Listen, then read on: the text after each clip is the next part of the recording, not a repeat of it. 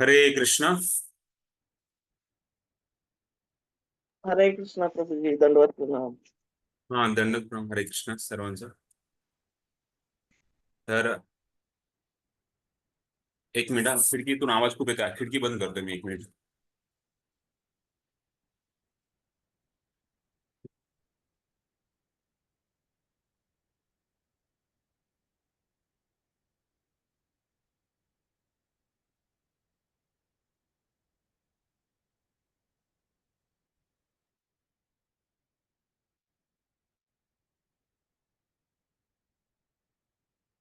हरे कृष्ण.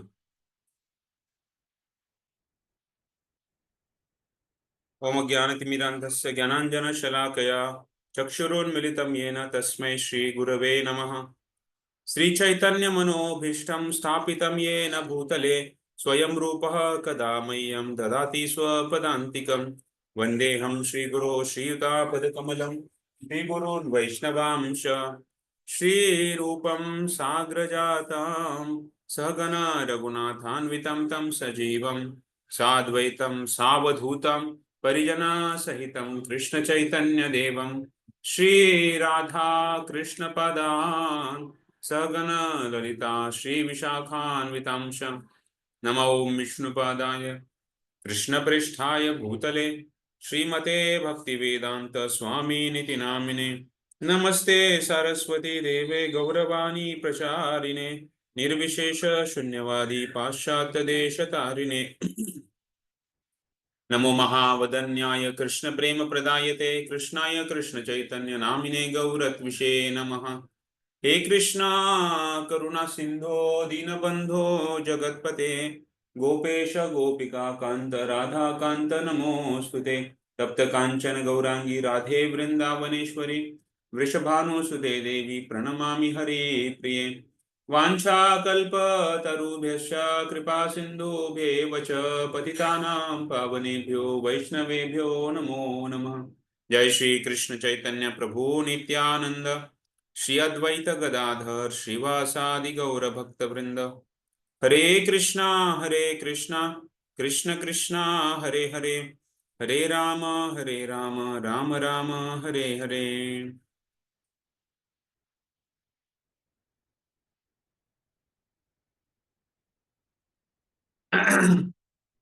हरे कृष्णा. प्रशांत, आज 11 जण आहेत. हो प्रभू. जॉईन होतील ते. हा, जॉईन होतील अजून. अच्छा. मला वाटलं उशीर झाल्यामुळे ते येऊन गेले काय असं. आम्ही मॅसेज टाकलाय तसा. हा हा.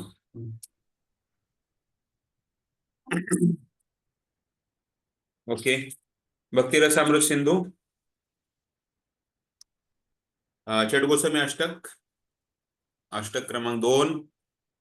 नाना शास्त्र विचारण एक निपुनो सद्धर्म संस्थापको लोकानां हितकारिणौ त्रिभुवने मान्यो शरण्याकरो.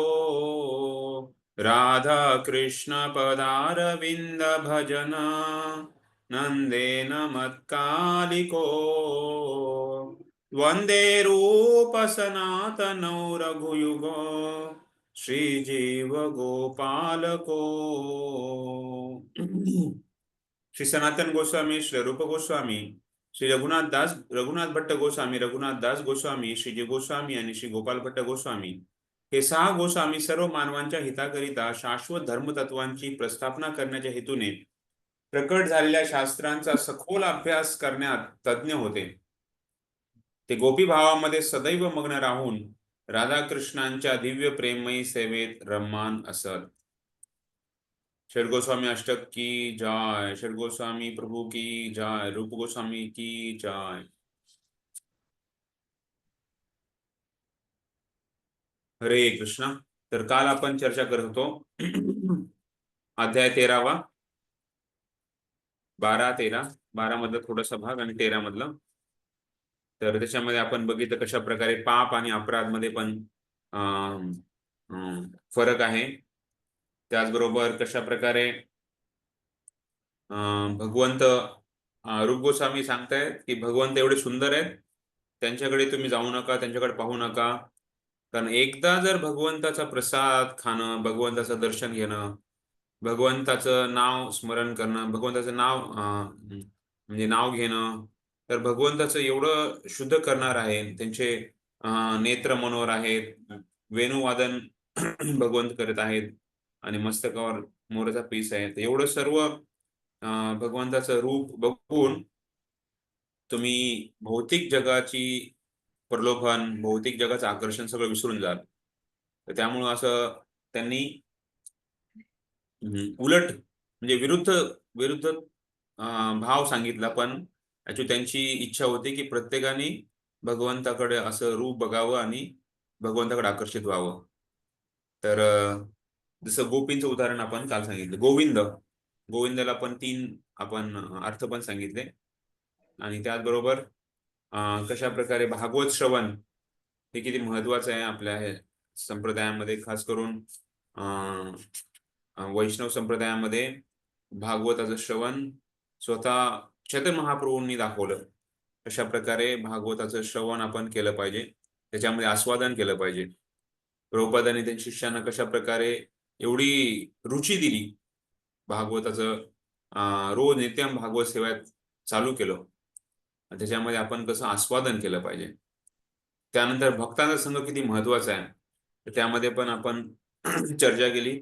कशा प्रकारे रामानंद राय, चैतन्य महाप्रभू रामानंद राय, तर त्यांच्या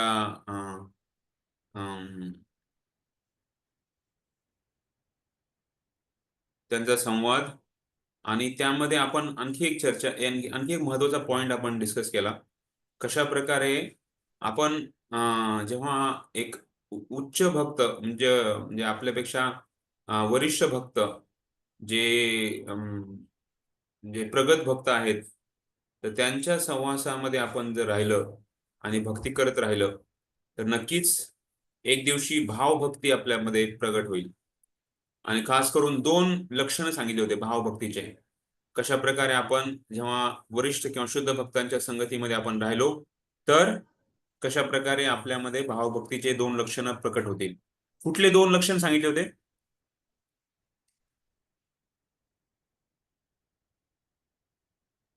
समुत्कंठ आणि अव्यर्थ कालत्व. समुत्कंठ आणि अव्यर्थ काल. समुत्कंठ म्हणजे काय? खूप उत्कंठ असणे म्हणजे. भगवंता मी तुम्हाला कधी बघू, भगवंता मला कधी असं तुमच्या प्रती माझा भाव निर्माण होईल. तर ही उत्कंठा, त्यांना उत्सुकता खूप आहे. तर अशा प्रकारे समुत्कंठा निर्माण होईल. आणि अव्यर्थ कालत्वम, एक क्षण पण व्हायला घालवायची इच्छा नाही राहणार. आपल्या जीवनामध्ये पण ऍक्च्युली आपण रोज सकाळी उठल्यापासून रात्री झोपेपर्यंत जो वेळ आपल्याला मिळालेला आहे, भगवंताची कृपा आहे, तो वेळ योग्य मार्गाने, योग्य दिशेने आपण वापरला पाहिजे.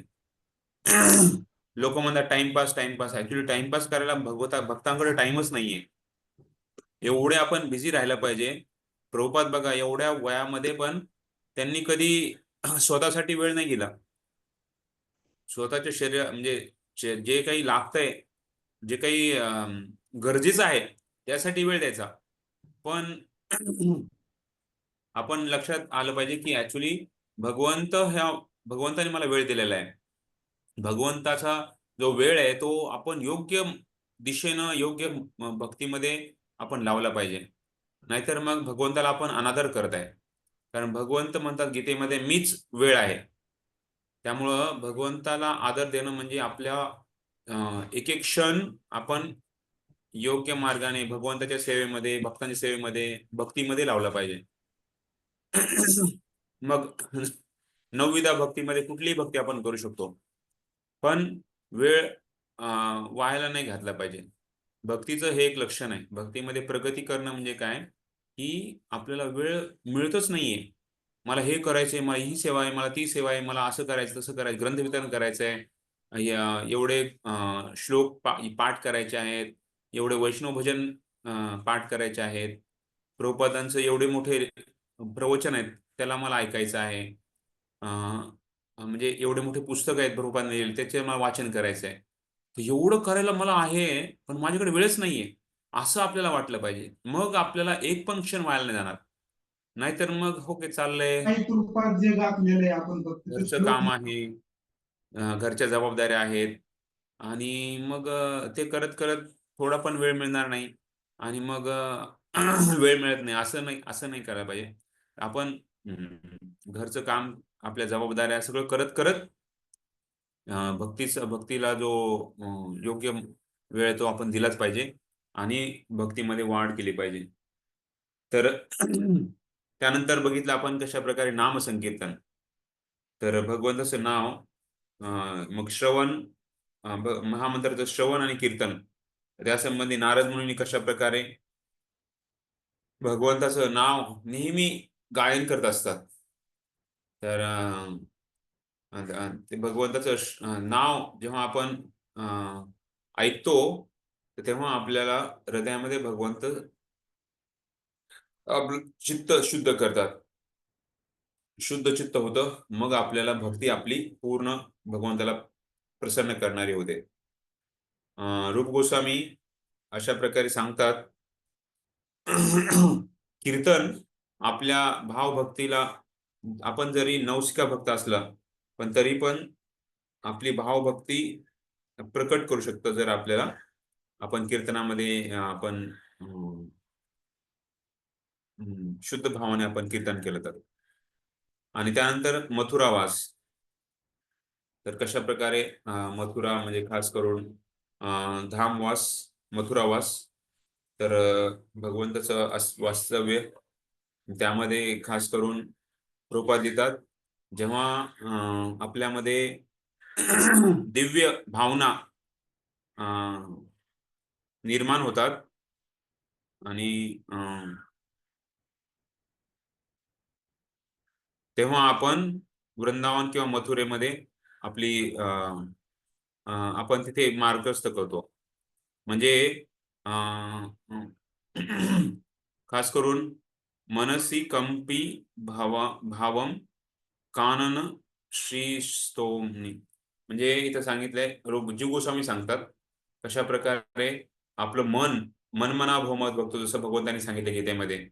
तर मनाला भगवंताच्या लीलेमध्ये भगवंताचं पूर्ण म्हणजे ज्या काही भगवंताच्या क्रिया आहेत, तर या कथा आहेत, त्यामध्ये मनाला लावणं. तर मनाचं ऐकायचं नाही आपल्याला, मनाला आपल्याला लावायचं आहे. तर त्यासाठी ऍक्च्युली आपलं मन आपल्या गुरुच्या, आपल्या वरिष्ठ भक्तांच्या हाती दिलं पाहिजे, सोपवलं पाहिजे, भगवंताच्या सोपे लावलं पाहिजे, जेणेकरून आपलं मन आपल्याला काबू नाही करणार. नाहीतर बऱ्याच वेळेस मन खचून जातं आणि मनाला शुद्ध नसल्यामुळे मन इकडे तिकडे भरकटतं. तर सगळ्यात स्वच्छ मन म्हणजे काय आहे, कधीच आपल्याला भगवंताचं विस्मरण होणार नाही. मनामध्ये नेहमी आपण भगवंताचं स्मरण करू. हे सगळ्यात शुद्ध मन झाल्याची ही लक्षण आहे.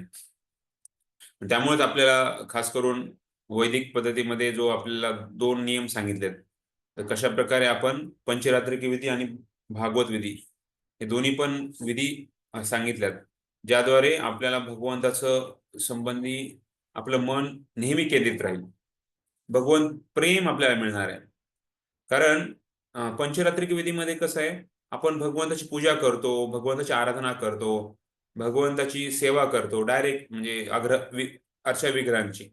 त्यामुळे सारखं आपण मन एकदम अलर्ट राहतं म्हणजे काय, की म्हणजे इकडे तिकडे भागणार, इकडे तिकडे हे होणार नाही. कारण आपल्याला आता सकाळचं राजभोग, मग सकाळचं बालभोग उठवलं भगवंतांना, नंतर बालभोग केला, नंतर भगवंतांना आरती केली, त्याच्यानंतर भगवंतांना पोशाख म्हणजे वेगवेगळे सुंदर सुंदर रत्नजडित त्यांचा शृंगार केला, त्यानंतर पुन्हा त्यांना मंगलभोग लावला, नंतर पुन्हा राजभोग लावला, राजभोग आरती झाली. तर असं तर नेहमी आपण कुठं कमी पडलंय, कुठं काय आणायचंय, कुठं काय राहिलंय, हे सर्व ह्याच्यामध्ये मन, जेव्हा मग आपण भगवंताला विसरणारच नाही. आणि दुसरं आहे भागवत विधी. त्याच्यामध्ये नेहमी भगवंताला आपण स्मरण करू. कशामुळं? कारण आपण श्रवण कीर्तन करत आहे, भगवंतच श्रवण कीर्तन, श्रवण कीर्तन स्मरण.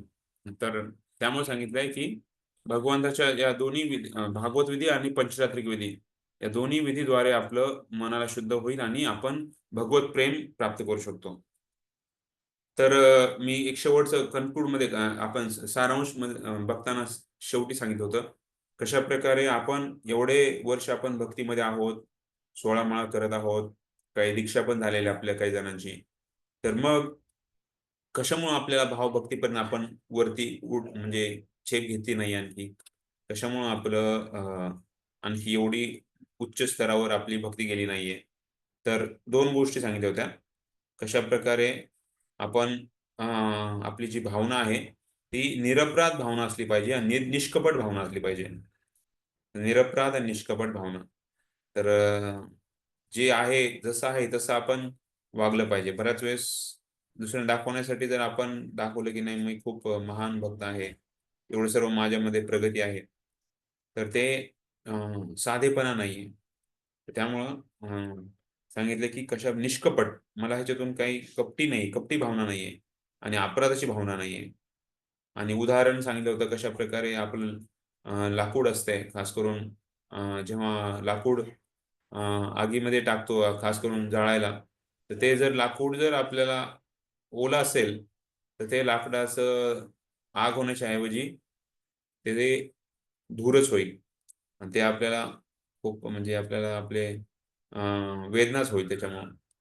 तर त्याचप्रमाणे भक्ती करताना पण जर आपलं भावना जर शुद्ध असेल, तर मग ते एकदम कोरड्या लाकडासारखे आहे.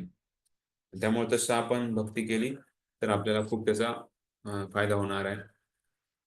तर शेवटी सांगितलं होतं कशाप्रकारे शेवटी एक एक छोटीशी गोष्ट राहिली होती, त्या 13व्या धड्यामध्ये. त्याच्यामध्ये रूप गोस्वामी सांगतायत, की 64 अंग आहेत आणि बऱ्याच वेळेस असा प्रश्न उद्भवतो, की वर्णाश्रम धर्म आहे, ज्ञान आणि वैराग्य आहे किंवा अ, कुणी श्रीमंत व्यक्ती किंवा वेगवेगळे आपले आपले अनुयायी आहेत, तर त्यांच्याद्वारे जी सेवा आहे, तर ती पण महत्त्वाची आहे आणि चांगले साधू गुण किंवा अ, अ, कशाप्रकारे आपल्यामध्ये अ, चांगल्या गुणांचा समावेश असला पाहिजे.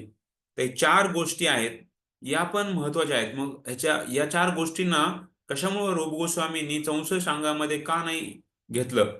वर्णाश्रम धर्म, ज्ञान आणि वैराग्य. कारण आपण म्हणतो ना, भक्तीचे 2 मुलं आहेत, ज्ञान आणि वैराग्य.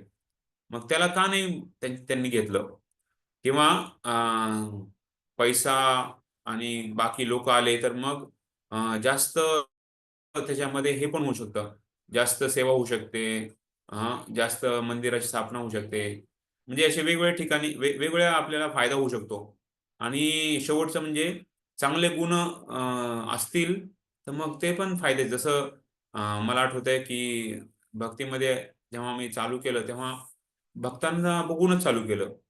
भक्तांमध्ये किती साधेपणा आहे, स्वच्छता आहे आणि हॉस्टेलमध्ये मुलं राहत होते त्यांच्यामध्ये किती म्हणजे त्यांना काही स्वच्छतेचं किंवा आपल्या वैदिक पद्धतीचं रोज अंघोळ करणे, अशा प्रकारे काही त्यांना माहीतच नाहीये. म्हणजे त्यांचं महत्त्व त्यांना माहीत नाहीये. तर ते करत नव्हते. तर मग पण आपले भक्त मात्र खूप सुंदर चांगल्या-चांगल्या गुणांद्वारे तर त्यांच्याद्वारे आकर्षित झालो. तर तर मग बऱ्याच वेळेस हे पण महत्त्वाचं आहे. पण मग आता त्याचं स्पष्टीकरण देताना ते सांगतात, की वर्णाश्रम धर्म म्हणजे काय? वर्ण आणि आश्रम, 4 वर्ण आणि 4 आश्रम. त्याच्यामध्ये चातुर्वर्ण्य मयासृष्टम गुणकर्म विभागशः. ब्रह्मचारी, गृहस्थ, वानप्रस्थ, संन्यास आणि ब्राह्मण, क्षत्रिय, वैश्य आणि शूद्र. तर हे 4 वर्ण आणि 4 आश्रम हे महत्त्वाचे आहेत. पण ते या संस्कृतांगामध्ये नाहीये. कारण सांगितलंय वर्ण आणि आश्रम हे जे आहे ना, हे आपल्या एक आपल्या भौतिक इच्छेद्वारे आपल्याला एक समाधान म्हणजे समाधान मिळण्यासाठी, संयमित समाधान मिळण्यासाठी ते तो धर्म आहे, वर्णाश्रम धर्म. पण भक्ती मात्र अन्याभिलाषा शून्य आहे. तर ते अन्य अभिलाषिता शून्य म्हणजे स्वतःच्या भौतिक इच्छा पलीकडे आहे. आणि त्यामुळं वर्णाश्रम धर्म हे साधना भक्तीचा भाग नाहीये. साधना भक्ती करण्यासाठी तो मदत करू शकतो, पण तो साधना भक्तीचा भाग नाहीये. इथं पुन्हा शेवटच्या पॅरेग्राफ मध्ये रुगोस्वामी लिहितात, कशा प्रकारे जोपर्यंत मनुष्याच्या ठायी माझ्या लीला श्रवण करण्यासंबंधी स्वाभाविक रती निर्माण होत नाही, तोपर्यंतच त्याने वर्णाश्रम पद्धतीचा अंगीकार करावा. तर जर जर कुणाला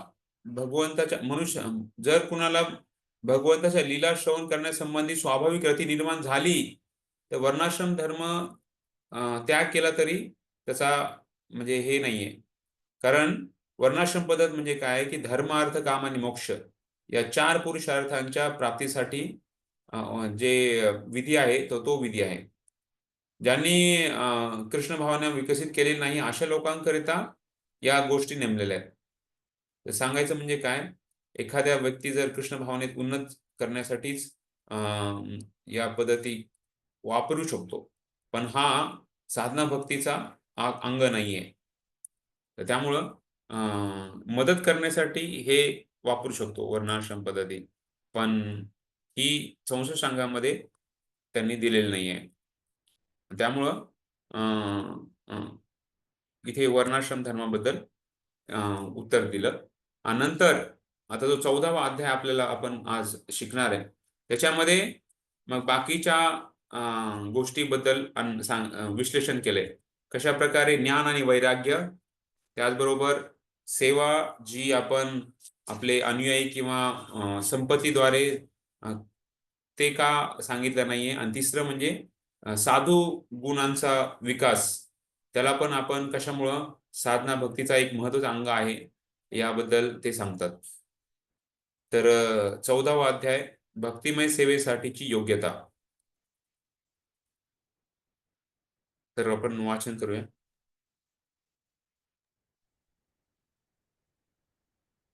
यस प्रभू. हा, दीपा जोशी माताजी. हरे कृष्ण प्रभूजी, दंडवत प्रणाम. भक्तिमय सेवेसाठीची योग्यता. काही विद्वान असा सल्ला देतात की भक्तिमय सेवेत प्रगती करण्यासाठी ज्ञान आणि वैराग्य हे अतिशय महत्वाचे घटक आहेत, परंतु वास्तविकपणे हे सत्य नाही. खरे सांगायचे तर कृष्ण भावनेत प्रवेश करण्यास अनुकूल ठरणारे ज्ञान आणि वैराग्य प्रारंभिक अवस्थेत स्वीकारले जाऊ शकते, परंतु शेवटी मात्र त्यांचा त्याग करावा लागतो. कारण भक्तिमय सेवा करण्याची प्रामाणिक इच्छा या एक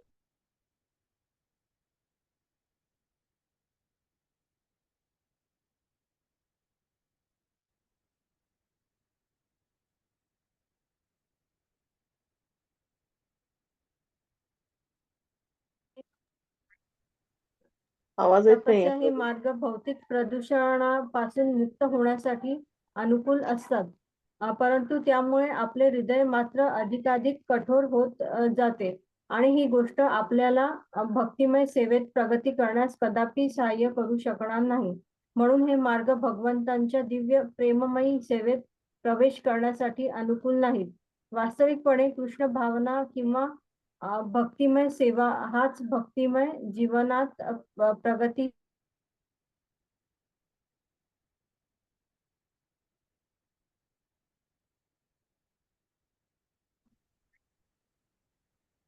हरे कृष्ण प्रभूजी. आवाज ब्रेक होते माताजी. कारण आणि परिणामही आहे. हे पूर्ण पुरुषोत्तम भगवान अखिल अस्तित्वाचे मूळ कारण आणि परिणामही आहेत आणि त्यांच्या सम्मुख जाण्यासाठी त्यांच्या इतकेच परिपूर्ण असलेली भक्तिमय सेवेची पद्धत मनुष्याने स्वीकारावी. याविषयी भगवान श्रीकृष्ण भगवत गीतेत पुष्टी देताना म्हणतात, मला केवळ भक्तिमय सेवेद्वारेच तत्वतः जाणता येते. भगवद्गीतेच्या उपदेशांच्या प्रारंभी भगवान श्रीकृष्ण अर्जुनाला म्हणतात की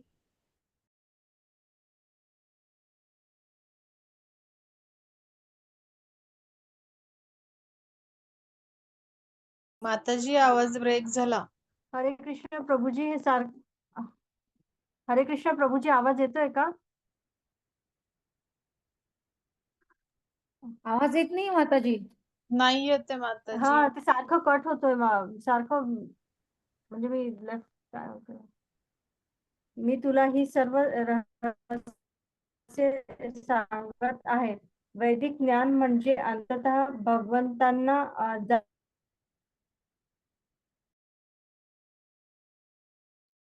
हरे कृष्ण प्रभूजी. दुसरं कुणाला तरी सांगा प्रभूजी वाचायला मग. प्राजक्ता माताजी तुम्ही वाचलं. हा प्रभूजी कसं पहिल्यापासून वाचू का मग? पहिल्यापासून वाचू का मग? मध्ये ब्रेक होत होता. चालेल. अध्याय 14वा, भक्तिमय सेवेसाठीची योग्यता. काही विद्वान असा सल्ला देतात की भक्तिमय सेवेत प्रगती करण्यासाठी ज्ञान आणि वैराग्य हे अतिशय महत्त्वाचे घटक आहेत. परंतु वास्तविकपणे हे सत्य नाही. खरे सांगावयाचे तर कृष्ण भावनेत प्रवेश करण्यास अनुकूल ठरणारे ज्ञान आणि वैराग्य प्रारंभिक अवस्थेत स्वीकारले जाऊ शकते. परंतु शेवटी मात्र त्याचा त्याग करावा लागतो. कारण भक्तिमय सेवा करण्याची प्रामाणिक इच्छा या एकमेव घटकावरच अवलंबून असते. काही निष्णात भक्तांचे असे मत आहे की मानसिक तर्क आणि योग साधनेतील कृत्रिम तपस्या हे मार्ग भौतिक प्रदूषणापासून मुक्त होण्यासाठी अनुकूल असतात. परंतु यामुळे आपले हृदय मात्र अधिकाधिक कठोर होत जाते आणि ही गोष्ट आपल्याला भक्तिमय सेवेत प्रगती करण्यास कदापि सहाय्य होऊ शकणार नाही. म्हणून हे मार्ग भगवंतांच्या दिव्य प्रेममयी सेवेत प्रवेश करण्यासाठी अनुकूल नाहीत. वास्तविकपणे कृष्ण भावना किंवा भक्तिमय सेवा हाच भक्तिमय जीवनातील प्रगती करण्यासाठीचा एकमात्र उपाय आहे. भक्तिमय सेवा परिपूर्ण आहे, तीच कारण आणि परिणामही आहे. पूर्ण पुरुषोत्तम भगवान अखिल अस्तित्वाचे मूळ कारण आणि परिणामही आहेत आणि त्यांच्या सम्मुख जाण्यासाठी त्यांच्या इतकीच परिपूर्ण असलेली भक्तिमय सेवेची पद्धत मनुष्याने स्वीकारावी. याविषयी भगवान श्रीकृष्ण भगवद्गीतेत पुष्टी देताना म्हणतात, मला केवळ भक्तिमय सेवेद्वारेच तत्वतः जाणता येते. भगवद्गीतेच्या उपदेशांच्या प्रारंभी भगवान श्रीकृष्ण अर्जुनाला म्हणाले की तू माझा भक्त असल्यामुळे मी तुला ही सर्व रहस्य सांगत आहे. वैदिक ज्ञान म्हणजे अंततः भगवंतांना जाणणे होय आणि त्यांच्या धामात प्रवेश करण्याचा विधी म्हणजे भक्तिमय सेवा होय. सर्व प्रामाणिक शास्त्रांमध्ये हे तथ्य स्वीकारण्यात आले आहे. मानसिक तर्क करणारे भक्तिमय सेवेच्या विधीची उपेक्षा करतात. त्यांना तात्विक संशोधनामध्ये इतरांचा पराभव करण्याच्या प्रयत्नात भक्तिभाव विकसित करण्यात अपयश येते. श्रीमद भागवतातील 11.20.31 या श्लोकात भगवान श्रीकृष्ण म्हणतात, प्रिय उद्धव, प्रामाणिकपणे माझी भक्तिमय सेवा करण्याकरिता मानसिक तर्क आणि कृत्रिम वैराग्य या गोष्टी विशेष करून अनुकूल होत नाहीत. मनुष्य ज्यावेळी माझा भक्त होतो त्यावेळी त्याला भौतिक सुखाच्या त्यागाचे फळ आपोआपच प्राप्त होते व तो परमसत्य जाणण्याकरता पुरेसे ज्ञान विकसित करू शकतो. भक्तिमय सेवेतील प्रगतीची खरी कसोटी आहे.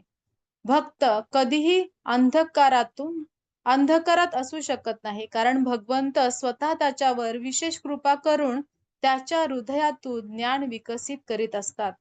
श्रीमद भागवतातील 11.20.32 ते 33 या श्लोकात भगवान श्रीकृष्ण उद्धवाला पुढे उपदेश करताना म्हणतात, प्रिय मित्र, केवळ माझ्या प्रेममय सेवेमध्ये आसक्त असणाऱ्या व्यक्तींना सकाम कर्मे, तप, ज्ञान, वैराग्य, योग, दान व इतर तत्सम शुभ कर्माची फळे आपोआपच प्राप्त होत असतात.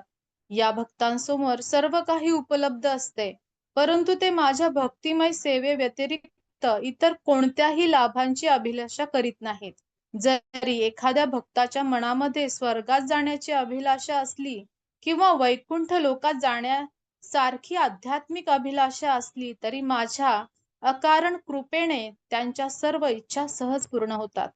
खरे सांगावयाचे तर कृष्ण भावनेचा विकास करण्यासाठी प्रयत्नशील असणाऱ्या मनुष्यांच्या मनात भौतिक सुखाविषयी आसक्तीही असल्यास त्याने प्रामाणिक आध्यात्मिक गुरूच्या आदेशानुसार नियमित रूपाने भक्तिमय सेवेची साधना करावी. त्यामुळे तो अशा आसक्तीमधून सहजपणे मुक्त होऊ शकतो. श्री धन्यवाद. लरू हरे कृष्ण. दंडवत प्रणाम प्रभूजी.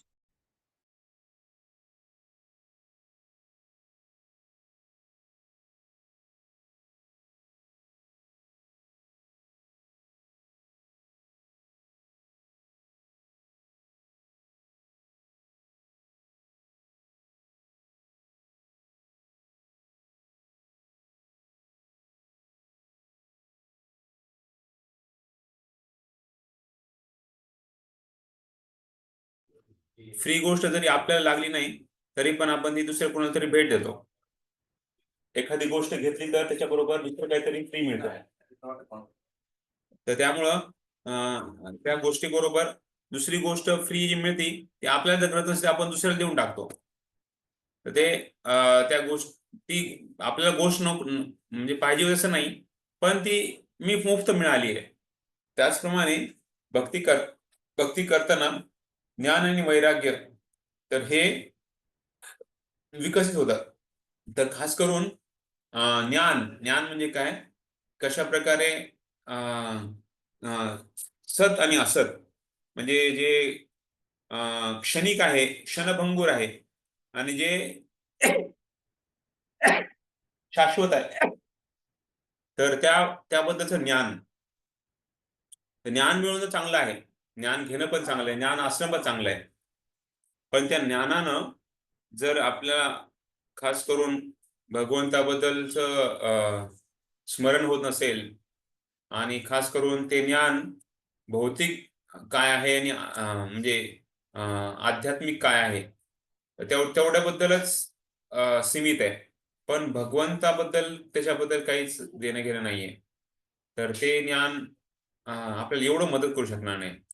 वैराग्य पण त्याचबरोबर आहे. वैराग्य म्हणजे काय की म्हणजे त्याग करणे म्हणजे मला हे नकोय, नेती जसं लोक म्हणतात की आम्ही सगळ्याचा त्याग केलेला आहे. पण ऍक्च्युली जसं एक खूप मोठा पैशावाला व्यक्ती होता आणि त्यांनी म्हणलं की आता मला सगळ्या गोष्टीचा मला त्याग करायचा आहे. त्यांनी एवढं मोठं सोनं, चांदी, पैसा एवढं सगळं मिळवला होता. एके दिवशी त्यांनी सगळं, ही आताची गोष्ट नाही, खूप अगोदरची गोष्ट आहे, त्यांनी काय केलं की सगळ्या वस्तूंना तो जाऊन पूर्ण रस्त्यावर लोकांना म्हणायचं, हे घ्या तुमचं, मी त्याग करत आहे, मी ह्याचा त्याग करत आहे. पण आपले आचार्य सांगतात की ऍक्च्युली सगळं काही भगवंताचं आहे, आपण त्याग करायला आपलं काही नाहीच आहे. त्यामुळं खरा त्याग म्हणजे काय की प्रत्येक गोष्ट भगवंतापासून आलेली आहे, त्यांच्या उद्देशासाठी आपण त्याचा वापर करणे, तो खरा त्याग आहे. इंद्रिय भोगासाठी नाही, स्वतःच्या भोगासाठी नाही, तर खास करून आपण भगवंताच्या इच्छेसाठी किंवा भगवंतासाठी त्याचा वापर करणे. त्यासाठी हे ज्ञान आणि वैराग्य याबद्दल सांगितलेलं आहे. ज्ञान आणि वैराग्य आपल्या भक्तीला हे पोषक ठरू शकतं, मदत करू शकतं. तर आपलं मन या भौतिक इंद्रिय भोगापासून आपण काढण्यासाठी ज्ञान आणि वैराग्य मदत करू शकतं. जसं मी सांगितलं कशा प्रकारे क्षणिक गोष्टी आहेत, त्यामुळं त्याच्याबद्दल कशामुळे आपण आकर्षित व्हायचं, त्याच्याबद्दल कशामुळे आपण आसक्त व्हायचं, हे ज्ञान आपल्याला मदत करू शकतं की कशा प्रकारे मी भगवंताचा आहे, भगवंत शाश्वत आहे, मी पण शाश्वत आहे, त्यामुळे मी भगवंतावर माझं पूर्ण केंद्रित करेल, मन आणि काया वाचा मनसा. तर हे ज्ञान आपल्याला अशा प्रकारचं उपयुक्त ठरू शकतं, जेणेकरून आपण भक्ती दृढ करू शकतो. पण जसं अत्याहार प्रयास प्रजल्पो नियम आग्रह सांगितलं की कशा प्रकारे अत्याहार आणि प्रयास, जास्त प्रयत्न करणे भौतिक इंद्रिय भोगासाठी किंवा अत्याहार जास्त आहार करणे, तर हे आपण सोडून शकतो. कारण आपल्याला कळतं की ऍक्च्युली आपण हे नाहीये, आपण शरीर नाही, आपण आत्मा आहोत. पण मग उद्देश काय प्राप्ती करायची, तर हे मात्र लोकांना कळत नाही.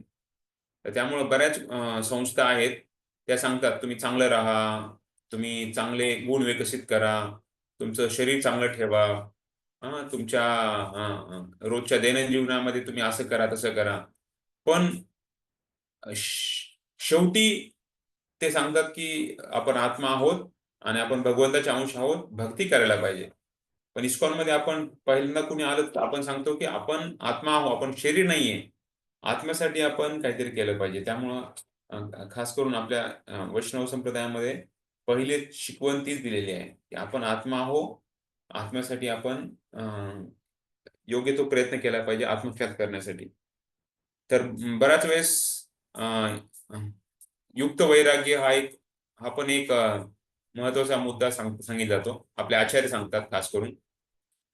तर त्याच्या अगोदर भक्ती म्हणजे काय की आपण भगवंताला प्रसन्न करणे, आपल्या प्रेमानं भगवंताला प्रसन्न करणे. आणि त्यासाठी आपलं हृदय हे कोमल असलं पाहिजे, जेणेकरून ती भावना निर्माण होईल.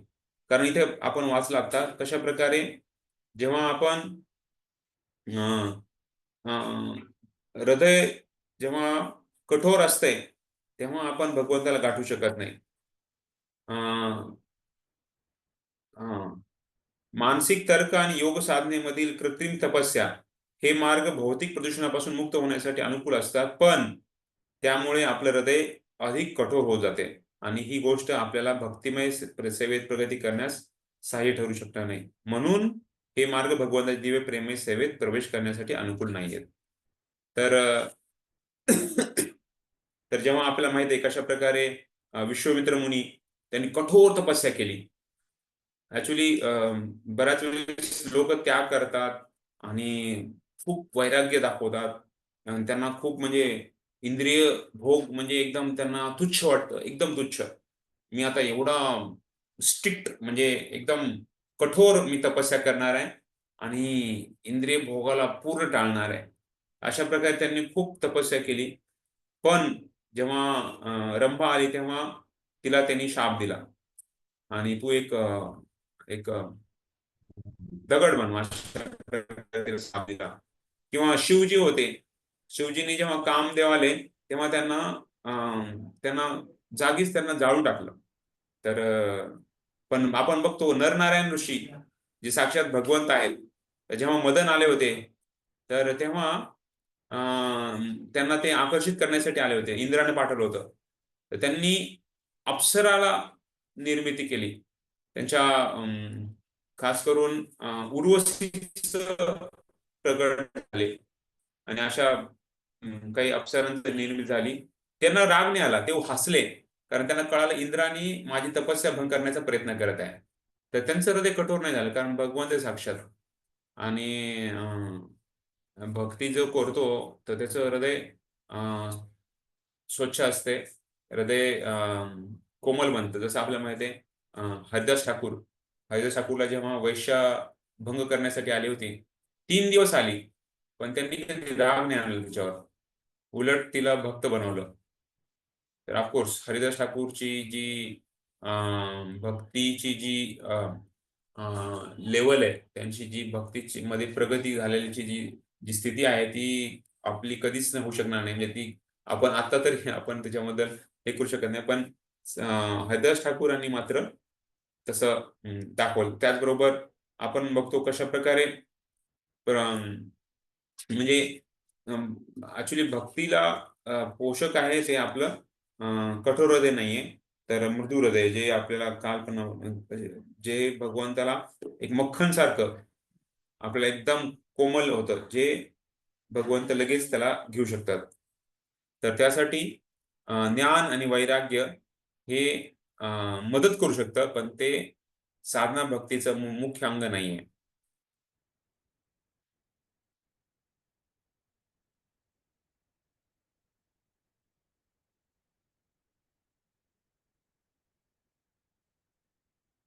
तर त्यासाठी इथे आपण बघतोय फोटोमध्ये, इथे स्लाइडमध्ये, तर कशा प्रकारे, एक मिनिट,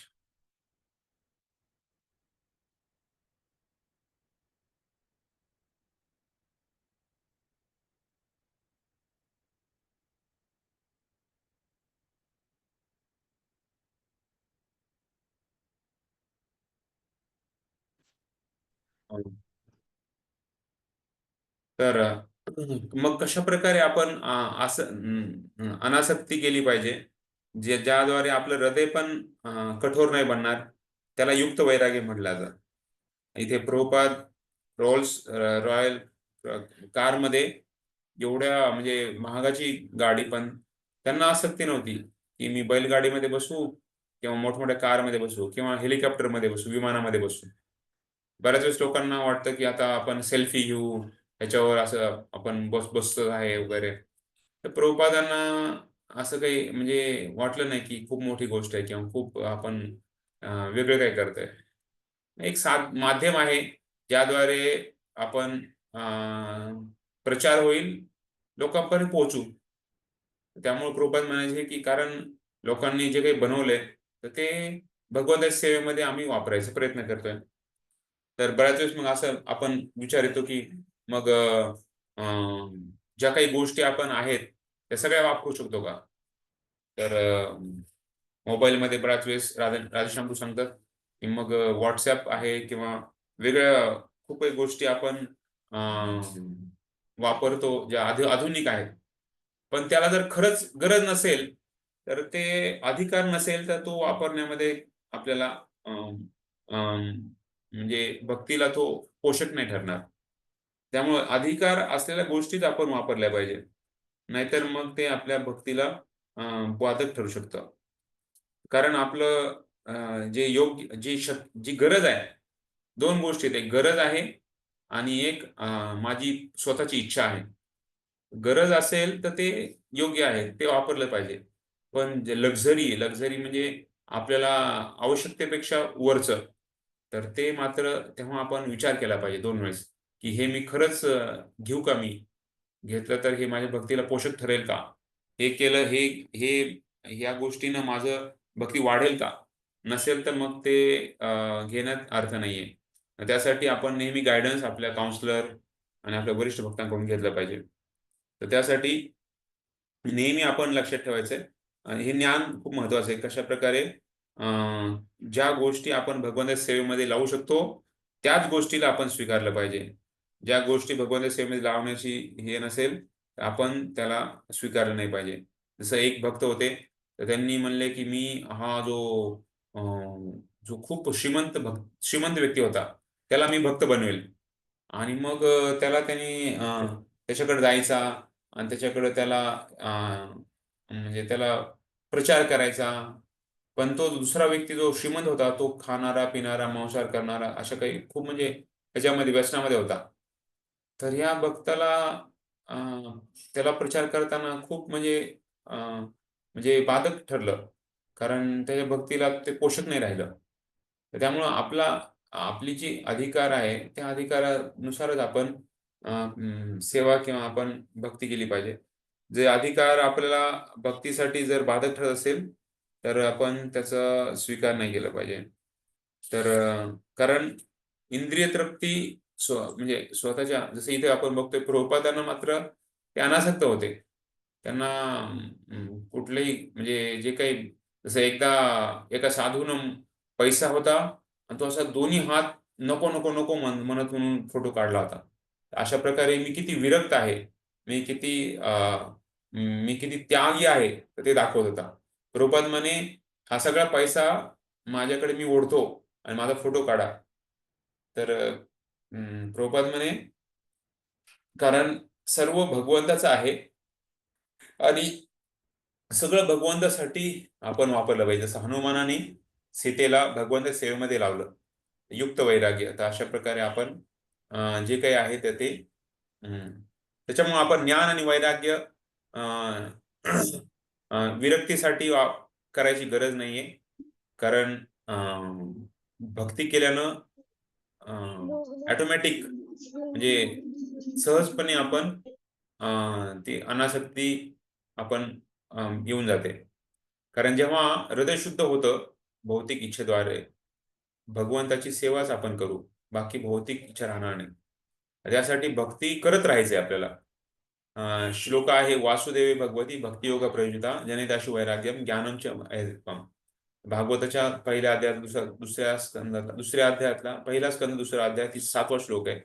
सांगितले कशा प्रकारे आपण जर भक्ती करत राहिलं तर सहजपणे ज्ञान आणि वैराग्य आपल्याला मिळून जातील, ज्या या भौतिक जगामध्ये राहण्यासाठी आपल्याला महत्वाचं आहे. तर भगवंताच्या कृपेने सर्व काही प्राप्त होईल जर आपण भक्ती करत राहिलं तर त्यासाठी म्हणजे सेपरेट असं प्रयत्न करण्यामध्ये आपण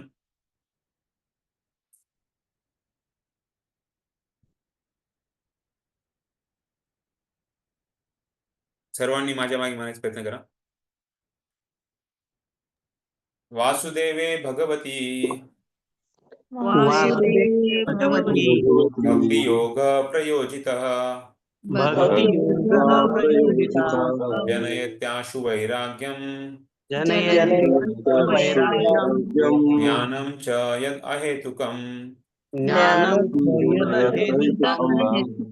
तर वासुदेव भगवंताच्या प्रती जेव्हा आपण भक्ती करत राहिलो तर त्वरितच आशु म्हणजे त्वरितच वैराग्य आणि ज्ञान या दोन्हीचा पण आपल्याला आपल्या जीवनामध्ये समावेश होईल, ज्याद्वारे आपण या भौतिक जगात राहायचं कसं आणि कशा प्रकारे आपण अनासक्त राहायचं तर त्याचं माहिती मिळतं. इथे प्रभुपाद खूप सुंदर तात्पर्य लिहितात. त्याच्यामध्ये सांगतात की भगवंताप्रती जो भक्ती करतो तर तेव्हा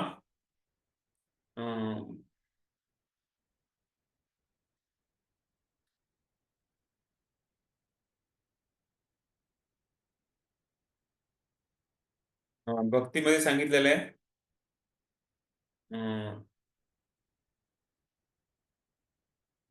बऱ्याच वेळेस लोकांना वाटतं की भक्ती म्हणजे शूद्र, वैश्य आणि कमी दर्जाच्या लोकांच्या किंवा स्त्रियांसाठी आहे, पण ऍक्च्युली ते खरं नाहीये. भक्ती ही सर्वात उच्च स्तराची दिव्य कृती आहे आणि त्यामुळं ती खूप सोपी आहे आणि त्याच्यामध्ये खूप सामर्थ्य आहे. जे शुद्ध भक्त आहेत, जे भगवंताच्या नेहमी संपर्कात राहतात आणि त्यांच्यासाठी ते खूप शक्तिशाली आहे आणि जे नवसिका भक्त आहेत त्यांच्यासाठी ती खूप सोपी आहे. तर भगवंताप्रती संबंध किंवा त्यांचा संपर्क करणे तर हे एक मोठं विज्ञान आहे आणि ते सर्व जीवात्म्यांसाठी ते खुलं आहे. शूद्र असू द्या, वैश्य असू द्या, स्त्री असू द्या किंवा कमी दर्जाचे शूद्र असू द्या, मग मोठ्या ब्राह्मणांप्रती किंवा साक्षात्कार मिळालेल्या राजांप्रती तर काय सांगायचं. अशा प्रकारे प्रभुपाद लिहितात आणि त्यानंतर सांगतात हे ज्ञान आणि वैराग्य हे दिव्य साक्षात्कार करण्यासाठी हे दोन महत्वाचे मुद्दे आहेत आणि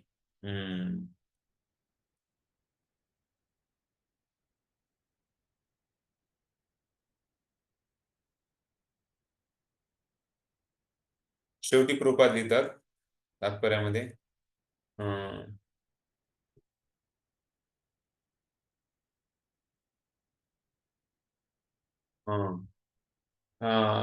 भगवंताच्या कृपेनं सर्व काही शक्य आहे.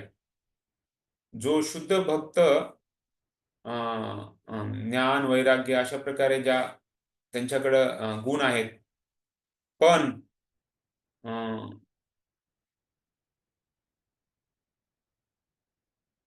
म्हणजे भक्त जो आहे त्याच्याकडे ज्ञान वैराग्य मिळेल, पण ज्ञान वैराग्य असेल तर भक्ती आहे असं नाहीये. भक्ती ही सगळ्यात मोठी प्राप्ती आहे, खास करून मनुष्य जीवनामध्ये.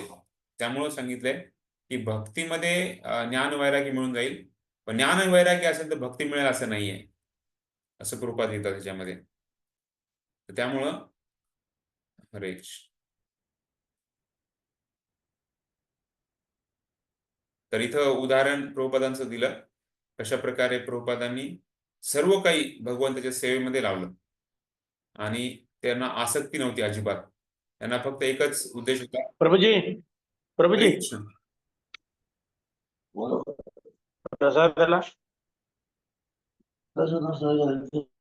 हरे कृष्ण.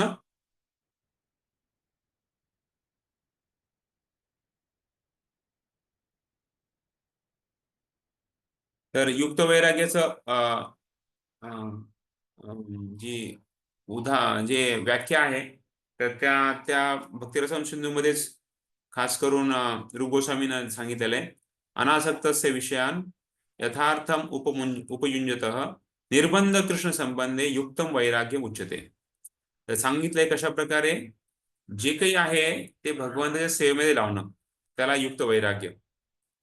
ज्याला त्याला आसक्ती नाहीये आणि त्याचबरोबर प्रत्येक गोष्टी भगवंताच्या संबंधी आहे तर हे जाणून त्याला ते त्या मार्गाने लावणं.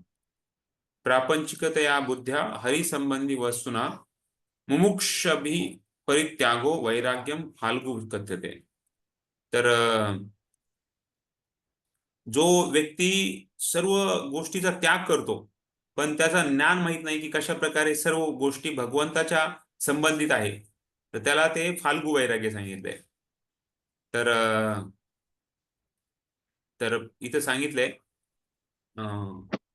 कशा प्रकारे प्रभुपदांनी जे काही आहे मायक्रोफोन किंवा पेपर आणि प्रेस तर हे सर्व भगवंताच्या सेवेमध्ये लावलं. प्रभुपाद सांगतात आम्ही असं म्हणत नाही की मायक्रोफोन बनवू नका. बनवा, तुम्ही मायक्रोफोन बनवला तर तो वापरा, पण वापरा कशासाठी? वापरा भगवंताच्या गुणगान गाण्यासाठी, वापरा भगवंताच्या सेवेसाठी आणि ह्यालाच आपलं कृष्ण भावनामृत आपण म्हणतो.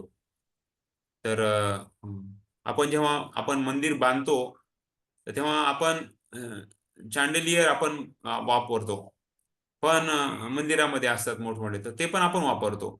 सगळ्या गोष्टी आपण वापरतो पण त्याच्यामध्ये आपण जसं मायक्रोफोन बनवलाय आपण भगवंताचं गुणगान गातो. त्याच्यामध्ये आपण सिनेमा फिल्मी सॉन्ग असं गात नाही असं कृपा देतात.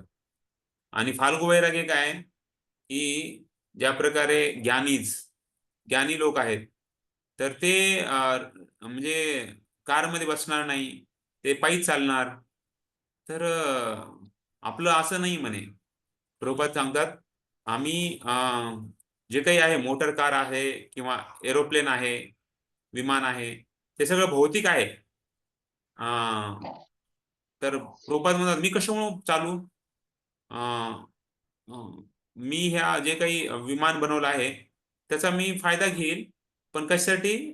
प्रचार करण्यासाठी, पूर्ण जगामध्ये प्रचार करण्यासाठी.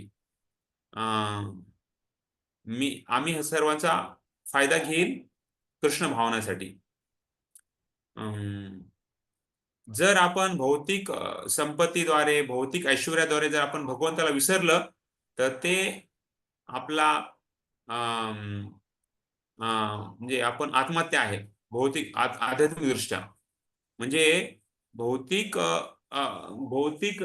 संपत्ती, भौतिक ऐश्वर्य आपल्याला जर भगवंताला विस्मरण करण्यामध्ये जर करत असेल तर ते आपला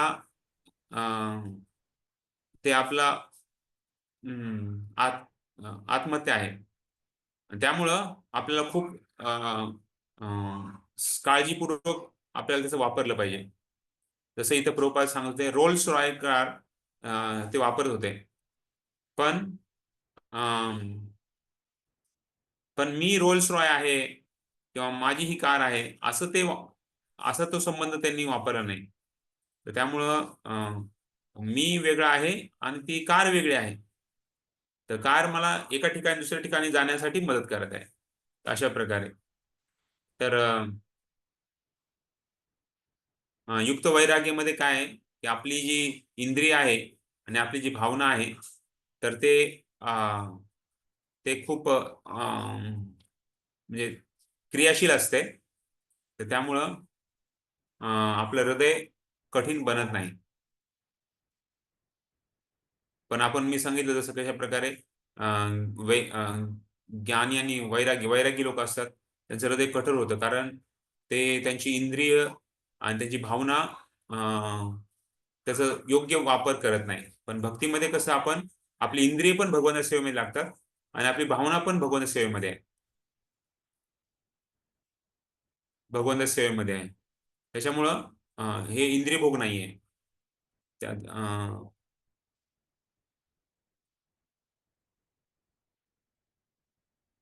जसं इथं आपण बघतोय लॅपटॉप पण आहे. जसं राजशंकर सांगत होते की कशा प्रकारे बऱ्याच वेळेस साधू म्हणजे एकदम सगळ्या भोवतीचा त्याग केलेला साधू असला पाहिजे. पण आपण जर भगवंताच्या सेवेमध्ये त्या सगळ्या गोष्टी लावत असेल तर त्याचा स्वीकार केला पाहिजे. जसं कुणी गृहस्थ बनताय तर अमरीश प्रभू ह्यांचा अमरीश प्रभूचा फोटो आहे. अमरीश प्रभू जे आपल्या ह्याच्यामध्ये इस्कॉनमध्ये खास करून मायापूरमध्ये जो मोठा प्रोजेक्ट येत आहे तर त्यासाठी करोडो रुपये ते भगवंताच्या सेवेमध्ये देत आहेत. तर आणि मंदिर तर सर्व काही जे आहे ते सगळं आपण करू शकतो, पण ते भगवंताला केंद्र ठेवून. जे भगवंतांनी सँक्शन केलेलं आहे म्हणजे त्यांनी आपल्याला आखून दिलेलं आहे आणि सँक्टिफाईड बाय कृष्णा म्हणजे ते शुद्ध केलेलं आहे. तर जे जे आपल्याला अधिकार दिलेला आहे आणि जे शुद्ध झालेलं आहे तर त्या गोष्टी आपण स्वीकारल्या पाहिजे. तर त्याला ते युक्त वैराग्य म्हटलं जातं. फाल्गू वैराग्य असं नाही. बघा साधू आता कुंभमेळा येणार आहे. कुंभमेळ्यामध्ये मी 3 कुंभमेळा केले. 3 वेळेस पण मी बघत होतो कशा प्रकारे नागाबाबा किंवा वेगवेगळे साधू लोक तर त्यांचे खूप मोठमोठाले पंडाल असतात, खूप मोठमोठाले आखाडा असतात. पण तिथे जर गेलं तर त्यांच्या क्रिया काही चालूच नसतात किंवा जर झालं तर मोठमोठे यज्ञ करतील पण बाकी दुसरं काही नाही. पण आपले बऱ्याच वेळेस पत्रकार यायचे आणि आपल्या आखाड्याकडे यायचे आणि ते म्हणायचे आम्ही सगळीकडे फिरतो पण तिकडे कोणी जास्त काही क्रिया चालू नाहीये. तुमच्या इकडे लोक येत आहेत, तुमचा मोठमोठाला तुम्ही डेमो ठेवलेला आहे. चैतन्य महाप्रभूंचा खूप मोठा पुतळा आपण केला होता. त्याचबरोबर आपण प्रचारासाठी पण वेगवेगळे कशा प्रकारे भगवान कोण आहे आणि आपल्या जीवनाचा उद्देश काय ते सर्व आपलं प्रचारासाठी मोठमोठे डेमो असतात तर ते पण आपण करतो. आणि हरिनाम चाललेले असते 2 सकाळ संध्याकाळ हरिनाम असते. त्याचबरोबर प्रसाद वितरण असते. तर अशा प्रकारे खूप काही ऍक्टिव्हिटी चालू असतात. तर ते नेती म्हणत आपण करत नाही तर आपण सर्व युक्त वैराग्याच्या ह्याच्यामध्ये आपण पालन करतो. त्यामुळं आसक्त न होता अनासक्त स्वतःसाठी जे आसक्ती नाहीये तर भगवंतासाठी अशा प्रकारे अनासक्त बनणं.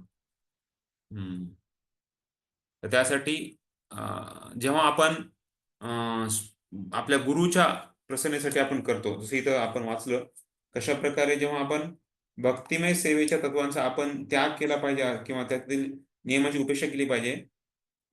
पण भक्तीच्या आरंभीच्या काळात आपण सर्व तत्वांचे पालन केले पाहिजे जो आध्यात्मिक गुरुच्या अधिकाराखाली नियमित केली जातात. कोणती गोष्ट स्वीकारणे अथवा त्याग करणे हे केवळ भक्तिमय तत्वांच्या कसोटीवरच ठरले पाहिजे. त्यामुळं या 2 गोष्टी महत्वाच्या आहेत की आपण स्वतःहून काहीतरी निर्माण करणे आणि हे भगवंताला पाहिजे किंवा भगवंताला इच्छा असेल. जसं मला वडापाव आवडतो तर मी वडापाव बनवणार आणि म्हणणार भगवंताला आवडतं त्यामुळे मी भगवंताला भोग दाखवतोय. तर ते योग्य नाही. भगवंताला काय आवडेल किंवा भगवंताला काय पाहिजे तर त्याद्वारे आपण तसं केलं पाहिजे आणि खास करून गुरुच्या अध्यक्षतेखाली आपण याचं पालन केलं पाहिजे. तर हे पहिला जो होता आतापर्यंत त्याचं ते आतापर्यंत आपण आज बघितलं ते ज्ञान आणि वैराग्याबद्दल रूप गोस्वामीने सांगितलंय. ज्ञान आणि वैराग्य कशा प्रकारे आपण या दोन्हीचा आपण महत्वाचा उद्देश आहे. तर पुढे सांगा. पुढचा पॅराग्राफ वाचायचा प्रोजेक्ट. राधानंद हरे कृष्ण. प्रभुजी हरे कृष्ण. प्रभुजी हे जे we should accept the things sanction by and sanctified by Krishna. Sanctified थोडस करता का एक्सप्लेन अजून लक्षात नाही आलं. त्याच्यामध्ये सँक्टिफाईड बाय कृष्णा म्हणजे आपण जेव्हा आपण जे काही करतो ते भगवंतांनी शुद्ध केलेलं आहे. जसं आपण प्रसाद खातोय भगवंताने दिलेला प्रसाद खातोय, भगवंताने स्वीकारलेला प्रसाद खातोय. जे काय आपण करतोय ते भगवंतानी दिलेलं आहे, भगवंताकडून आलेलं आहे, या भावनेने ते शुद्ध झालेलं आहे. त्यामुळं आपण जसं आपण माहिती आहे कशा प्रकारे तुळशी जी होती तर ती चतुष्कुमारांनी तुळशीचा सुगंध घेतला आणि ती तुळशी भगवंता चरण कमलाशी शुद्ध झाली होती. त्यामुळे सांगितलं की भगवंताच्या कडून जे काही येतं ते शुद्ध असलेलं, ते शुद्ध आपल्याला करतं. त्यामुळं कुठली गोष्ट आपण भगवंताला म्हणजे भगवंत केंद्रदृष्टीकडून आपण केली पाहिजे. आणि त्यामुळे जे काही भगवंताकडून येतं ते शुद्ध असते, जे आपल्याला शुद्ध बनवू शकतं. आणि जे भगवंतानी जे नियम म्हणजे जे भगवंतानी जे आपला अधिकार दिलेला आहे त्या गोष्टी आपण केलं पाहिजे. Sanctified by Krishna and sanction by Krishna आणि सॅन्क्टिफाईड बाय कृष्ण. एकाने विचारलं तुम्ही का अंडे खात नाही, तर भगवंतानी ते दिलंच नाहीये, भगवंतानी सॅन्क्टिफाय नाही केलं, तर त्यामुळं सँक्शन नाही केलं भगवंतानी. तर भगवंतानी गीतेमध्ये सांगितलं पत्रम पुष्पम फलम तोयम योमे भक्त्या प्रयच्छति. भगवंतानी जे सांगितलं ते आपण करत आहे, तर त्यामुळे जे भगवंतांनी सांगितलं नाही ते पापच आहे. तर त्यामुळे आपण ते पाप वर्ज्य केलं पाहिजे. ठीक आहे. हो, धन्यवाद. हरे कृष्ण. हरे कृष्ण. यस प्रभू. श्रील रूप गोस्वामी पुढे असा सल्ला देतात की मनुष्याने भौतिक इंद्रिय तृप्तीमध्ये आसक्त न राहता श्रीकृष्णांशी संबंधित असलेल्या सर्व उपभोग्य वस्तू स्वीकारल्या पाहिजेत. उदाहरणार्थ, मनुष्यासाठी आहार आवश्यक आहे आणि आपल्या जिभेला संतुष्ट करण्यासाठी आपल्याला काही रुचकर पदार्थ आवश्यक असतात. तेव्हा आपण आपल्या जिभेला संतुष्ट करण्याकरिता काहीतरी अन्न शिजवण्याऐवजी श्रीकृष्णांच्या संतुष्टीकरिता जर आपण रुचकर पदार्थ तयार केले व ते श्रीकृष्णांना नैवेद्य म्हणून दाखवले तर हा त्याग होय. रुचकर पदार्थ तयार करण्यात काही वावगे नाही, परंतु जोपर्यंत ते श्रीकृष्णांना अर्पण करण्यात येत नाहीत तोपर्यंत आपण ते खाऊ नयेत. जे श्रीकृष्णांना अर्पण केलेले नाही ते न स्वीकारण्याच्या व्रताला वास्तविक त्याग असे म्हटले जाते. अशा त्यागामुळे आपण आपल्या इंद्रियांचे आवेग शांत करू शकतो. सर्व भौतिक गोष्टींचा त्याग करणारे निर्विशेषवादी अतिशय कठोर तपस्या करीत असतील, परंतु भगवंताची सेवा करण्याची संधी मात्र ते गमावून बसतात. म्हणून त्यांचा त्याग हा पूर्णत्वाकरिता अपुरा पडतो. अशी अनेक उदाहरणे दिली जाऊ शकतील की ज्यामध्ये कृत्रिम त्यागाचे पालन करणारे निर्विशेषवादी लोक भक्तिमय सेवेच्या संपर्कात न आल्यामुळे पतित झाले आणि पुन्हा भौतिक प्रदूषणात गुरफटून गेले. वर्तमान काळात अनेक ढोंगी विरागी आहेत आणि ते संन्यास घेऊन ब्रह्म सत्य आहे तथा जगत मिथ्य आहे असा प्रचार करतात. अशा प्रकारे ते कृत्रिमपणे भौतिक जगाचा त्याग करण्याचे ढोंग करतात, परंतु भक्तिमय सेवेचा स्तर गाठून न शकल्यामुळे ते आपले ध्येय साध्य करू शकत नाहीत आणि पुन्हा या भौतिक जगात येऊन समाज कल्याण किंवा राजकारण इत्यादी भौतिक कार्यात मग्न होतात.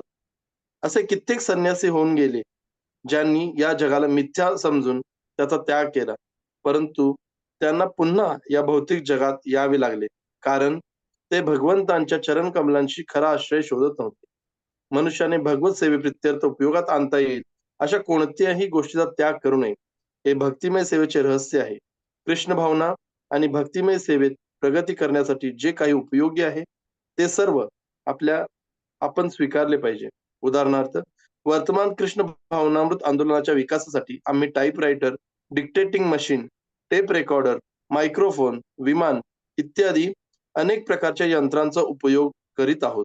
कधी कधी लोक आम्हाला विचारतात, तुम्ही भौतिक समाजाच्या प्रगतीची निंदा करता आणि त्याच भौतिक वस्तूंचा उपयोगही करता, असे का? वास्तविकपणे आम्ही त्यांची निंदा करीत नाही. आम्ही लोकांना केवळ अशी विनंती करतो की त्यांनी प्रत्येक कार्य कृष्ण भावनेत करावे. भगवद्गीतेतही हेच तत्व सांगितलेले आहे. भगवान श्रीकृष्णांनी अर्जुनाला परामर्श दिला की त्याने आपले युद्ध कौशल्य भक्तिमय सेवेत उपयोगात आणावे. त्याचप्रमाणे आम्हीही सर्व प्रकारची यंत्रे श्रीकृष्णांच्या सेवेत उपयोगात आणीत आहोत. ही कृष्ण भावना स्वीकारून आम्ही सर्व काही भगवंतांच्या सेवेकरताच करू शकतो. जर एक टाइपरायटर उपयोगात आणून आमच्या कृष्ण भावनामृत आंदोलनाचा विकास होत असेल तर आपण तो स्वीकारलाच पाहिजे. त्याचप्रमाणे डिक्टेटिंग मशीन किंवा इतर कोणतेही यंत्र उपयोगात आणता येते. श्रीकृष्णात सर्व काही आहे अशी आमची दृष्टी आहे. श्रीकृष्णाच अखिल अस्तित्वाचे कारण आणि परिणाम असल्यामुळे आपला कोणत्याही वस्तूवर अधिकार नाही. श्रीकृष्णांच्या वस्तू श्रीकृष्णांच्या सेवेत नियुक्त केल्या पाहिजेत, हीच आमची दृष्टी आहे. याचा असा मात्र अर्थ होत नाही की भक्तिमय सेवेच्या तत्वांना आपण त्याग केला पाहिजे किंवा त्यातील नियमांची उपेक्षा केली पाहिजे. भक्तीच्या आरंभीच्या काळात आपण सर्व तत्वांचे पालन केले पाहिजे, जी आध्यात्मिक गुरूच्या अधिकाराखाली नियमित केली जातात. कोणतीही गोष्ट स्वीकारणे अथवा तिचा त्याग करणे हे केवळ भक्तिमय तत्वांच्या कसोटीवर ठरवले गेले पाहिजे. मनुष्याने स्वकल्पनेनुसार वस्तूंचा स्वीकार अथवा नकार करू नये. श्रीकृष्णांचे प्रकट रूप म्हणून आध्यात्मिक गुरु आवश्यक आहेत आणि ते पूर्ण पुरुषोत्तम भगवंतांचे प्रतिनिधी म्हणून भक्तांच्या जीवनात मार्गदर्शन करतात. हा प्रभूजी, धन्यवाद. हरे कृष्ण. हरे कृष्ण. तर इथपर्यंत आपण बघितलं कशा प्रकारे आपली भोगवृत्ती नसली पाहिजे. भोगवृत्ती म्हणजे स्वतःसाठी नाही, तर आपण भगवंतासाठी, भगवंताच्या प्रसन्नतेसाठी करणे. तर कुठलेही कार्य जेव्हा आपण भगवंताच्या सेवेसाठी आपण करतो तर ते शुद्ध असते आणि आपले आचार्य किंवा आपले गुरु आपल्याला सांगू शकतात. आपल्याला त्याच्यामध्ये म्हणजे जसं मी हरिदास ठाकूरांनी सांगितलं, तर हरिदास ठाकूरांनी एका वेश्याला भगवंताच्या सेवेमध्ये लावलं किंवा प्रभुपादांनी हिप्पीज जे होते त्यांना भगवंताच्या सेवेमध्ये लावलं. तर आपले आचार्य खूप महान आहेत, तर त्यांना माहिती आहे. इवन मायादेवीला पण असं हरिदास ठाकूरांनी सेवेमध्ये लावलं. तर आपले आचार्यगण महान आहेत, तर त्यांना माहिती आहे कुठली गोष्ट किती करायची आणि कशी त्याला आपण योग्य मार्गाने करायची आहे. त्यामुळे त्यांच्या जीवनाचं आदर्श घेत आपणही शिकायचं आहे. आपणही त्याच्यामध्ये तर आपल्यालाही आपल्या म्हणजे आपण या जगामध्ये वावरत असताना, आपल्या जगात राहत असताना कशा प्रकारे आपण जी काही आपल्याकडं आहे ती, जसं मी पहिल्यांदा सांगितलं, आपला जो महत्त्वाचा वेळ आहे, वेळ खूप महत्त्वाचा आहे, जो आपण क्षणोक्षण एकतर आपण भगवंताकडे चाललेलो आहे किंवा भगवंताच्या खूप दूर चाललेलो आहे. तर आपल्याला असा वेळ आपण म्हणजे आपण असा योग्य मार्गाने वेळ वापरायला पाहिजे, ज्याद्वारे प्रत्येक दिवस, प्रत्येक क्षण आपण भगवंताच्या जवळ जायला पाहिजे. कारण भक्तीमध्ये प्रगती म्हणजे हाच त्याचा हे आहे, मोलमाप आहे की कसं आपण जी सगळ्या गोष्टी भगवंताच्या आहेत, भगवंतासाठी त्या वापरणे आणि भगवंताला प्रसन्न करणे. आणि भगवंत म्हणजेच आध्यात्मिक गुरु. जसं इथे सांगितलंय, आपण स्वकल्पनेनुसार वस्तूंचा स्वीकार किंवा नकार करू नये. भगवंताचे प्रकट रूप म्हणजे आध्यात्मिक गुरु आवश्यक आहेत आणि ते मात्र आपल्याला आपला संबंध या गुरु परंपरेद्वारे भगवंताशी आपल्याला घालतात. त्यामुळं त्यांच्या मार्गदर्शनाखाली आपण भक्ती करावी. त्यामुळं नेहमी भक्ती करताना मार्गदर्शन बरोबर असलं पाहिजे. कुणा ना कुणाच्या तरी आपण अध्यक्षतेखाली आपण भक्ती केली पाहिजे. तर मग ती फास्ट म्हणजे खूप लवकर आपण त्याच्यामध्ये प्रगती करू शकतो. बाकी पण प्रगती करतात, पण मग त्याला वेळ लागेल. पण जेव्हा आपण गुरुच्या अध्यक्षतेखाली किंवा भक्तांच्या अध्यक्षतेखाली आपण जी कार्य करतो किंवा जी भक्ती करतो, जी सेवा करतो, त्याला खूप लवकर परिणाम आणि लवकर म्हणजे प्रगती करण्याचा तो मार्ग आहे. त्यामुळे आपण नेहमी लक्षात ठेवलं पाहिजे की मी हे करत आहे, तर हे माझ्या गुरुला किंवा भक्तांना प्रसन्न करेल का? तर मग ते करायचं का नाही हे ठरवायला पाहिजे. तर आतापर्यंत हे बघितलं ज्ञानवारे. आता दुसरं आहे कशा प्रकारे जे संपत्ती किंवा मोठा शिष्य समुदाय, तर यांचं संपादन करत आपण कशामुळे याच्याबद्दल रूप गोस्वामींना 64 अंगामध्ये त्याचं वर्णन केलं नाहीये, तर ते सांगत आहेत. दुसरं येस प्रभू. माताजी वाटतं. हो राजे. हरे कृष्ण. दंड प्रणाम. विपुल संपत्ती किंवा मोठा शिष्य समुदाय यांचे संपादन करून आध्यात्मिक गुरुने कधीही वाहवत जाऊ नये. प्रामाणिक आध्यात्मिक गुरु कधीही असे करणार नाहीत. पण कधी कधी असे दिसून येते की एखादा आध्यात्मिक गुरु अधिकृत नसतो आणि केवळ स्वतःच्या मनाच्या इच्छेने आध्यात्मिक गुरु होतो व कधी कधी मोठा शिष्य समुदाय अशा गोष्टींत वाहवत जातो. अशा गुरुची श्रेष्ठ भक्ती अशा गुरुची भक्ती श्रेष्ठ श्रेणीची मानली जात नाही. जर एखादी व्यक्ती अशा प्रकारच्या गोष्टींमुळे वाहवत गेली तर त्याची भक्तिमय सेवा शिथिल होते. म्हणून एखाद्याने गुरुशिष्य परंपरेच्या तत्वांचे कठोरपणे पालन केले पाहिजे. कृष्ण भावनाभावित मनुष्य स्वाभाविकपणे शुद्ध असल्यामुळे त्याला आपले विचार किंवा क्रिया शुद्ध करण्याच्या इतर कोणत्याही पद्धतीचे अवलंबन करण्याची आवश्यकता नसते. कृष्ण भावनेमध्ये अतिशय उच्च श्रेणीवर स्थित असल्यामुळे त्याने पूर्वीच सर्व सद्गुण संपादन केलेले असतात आणि योग प्रक्रियेत सूचित केलेले सर्व नियम तो पूर्वीपासूनच पालन करीत असतो. तो स्वाभाविकपणेच सर्व शास्त्रोक्त विधींचे पालन करीत असतो. याचे एक उत्तम उदाहरण म्हणजे अहिंसा. अहिंसा एक सद्गुण समजला जातो. भक्त स्वाभाविकपणेच अहिंसक असतो आणि म्हणून त्याला अहिंसेची वेगळी सवय लावून घेण्याची आवश्यकता नसते. काही लोक एखाद्या शाकाहारी आंदोलनात सहभागी होऊन आपले शुद्धीकरण करण्याचा प्रयत्न करतात. परंतु भक्त स्वतः शाकाहारी असतो. त्याला वेगळ्या प्रयत्नाने अशा प्रकारच्या सवयींचे पालन करण्याची आवश्यकता नसते किंवा त्याने एखाद्या शाकाहारी संघातही सहभागी होण्याची आवश्यकता नसते. तो स्वाभाविकपणे शाकाहारी असतो. भक्ताने कृष्ण भावने वाचून इतर कोणत्याही पद्धतीचा अभ्यास करण्याची आवश्यकता नाही. सिद्ध करणारी अनेक उदाहरणे आपल्या शास्त्रांमध्ये आढळतात. कारण देवतांचे सर्व सद्गुण आपोआपच त्याच्यामध्ये विकसित होत असतात. जे लोक हेतुपुरस्सर शाकाहारी होण्याचा प्रयत्न करतात किंवा अहिंसक व्हायचा प्रयत्न करतात त्यांच्या ठायी भौतिक दृष्टिकोनातून काही योग्यता असू शकेल, परंतु ही त्यांची योग्यता त्यांना भक्त होण्याइतपत पुरेशी नाही. शाकाहारी किंवा अहिंसक व्यक्ती ही भक्त असते असे नाही. तथापि भक्त मात्र स्वाभाविकतःच शाकाहारी आणि अहिंसकही असतो. म्हणून आपण असा निष्कर्ष काढला पाहिजे की शाकाहारी होणे किंवा अहिंसक होणे या गोष्टी भक्तीचे कारण ठरू शकत नाहीत. या संबंधी स्कंद पुराणामध्ये कथा आढळते. या कथेमध्ये असे सांगण्यात आले आहे की नारद मुनींच्या उपदेशांमुळे एका पारध्याचे रूपांतर एका महान भक्तामध्ये होते. ज्यावेळी पारधी महान भक्त झाला त्यावेळी तो एका मुंगीला देखील मारण्यास तयार नव्हता. नारद मुनींचे मित्र पर्वत मुनी यांनी भक्तिमय सेवेमुळे त्या पारध्यामध्ये आलेले अद्भुत रूपांतर पाहिले व ते असे म्हणाले, हे पारधी, तू एका मुंगीला देखील मारू इच्छित नाहीस, यात फारसे आश्चर्य वाटण्याचे कारण नाही. भक्तिमय वृत्तीचा विकास करणाऱ्या कोणत्याही व्यक्तीमध्ये सर्व सद्गुण आपोआपच प्रगट होत असतात. भक्त कधीही इतरांना क्लेश देत नाही. श्री रूप गोस्वामी या ठिकाणी आवर्जून सांगतात की चेतना आणि शारीरिक क्रिया यांचे शुद्धीकरण, तपश्चर्या, मनशांती या सर्व गोष्टी भक्तिमय सेवेत रत असलेल्या मनुष्यांमध्ये आपोआपच प्रगट होत असतात. बस हरे कृष्ण. हरे कृष्ण. धन्यवाद. धन्यवाद. तर ह्याच्यामध्ये खूप सुंदररीत्यानं रूप गोस्वामी सांगतात की कशा प्रकारे गुरु जेव्हा असतात तर ते त्यांचे शिष्य किंवा मोठी संपत्ती त्याच्यावर अवलंबून न राहता एक प्रामाणिक भक्ती करत आपण राहायला पाहिजे. केवळ स्वतःच्या मनाच्या इच्छेने आध्यात्मिक गुरु होतो आणि कधी कधी संपत्ती आणि मोठा समुदाय अशा गोष्टी तो वाहत जातो, पण गुरुची भक्ती श्रेष्ठ श्रेणीची मानली जात नाही. तर जो गुरु असतात त्यांच्यावर खूप मोठी जबाबदारी असते.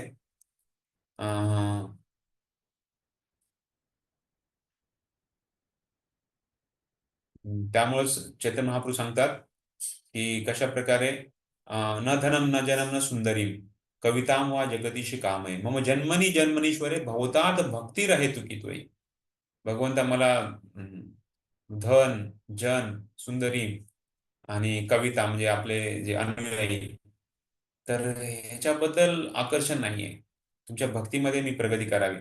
तर हे खूप म्हणजे बऱ्याच वेळेस ह्याला नका बघितलं नाही बरोबर जात.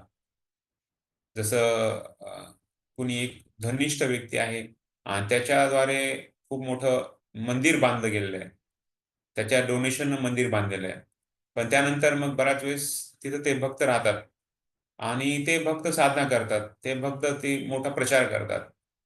तर त्या व्यक्तीनं मंदिर बांधून दिलं ते योग्य आहे, त्याची ती सेवा झाली, त्याचं त्याला फळ मिळणार आहे.